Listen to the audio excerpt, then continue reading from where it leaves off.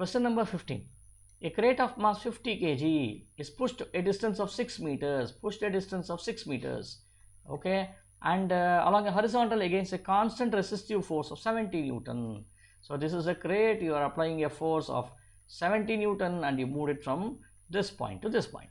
The crate moves at a constant speed. It is then lifted at a constant speed through a vertical distance of 1.2 meter onto the back of a lorry. So then you lift it upwards to a height of 1.2 meters, okay, to put it onto a lorry, right? And then, so it came here, it went here. What is the total work done in the process? Work done, how do you do this? So there is a work done here, there is a work done here. Add both the work done, because work done is scalar, no need of any sort of angle over here. So therefore, now what is the work done in this case? It should be 70 into 6, okay, 6 7s are 6, 420, what is this, joules over here. And what about here?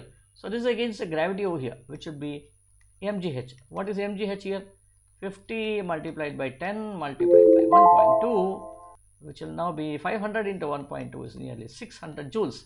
So the total work done should be 420 plus 600, which should be 1020 joules over here. 1020 joules. So what is the nearest answer? 1000 joules. Answer D is the right answer.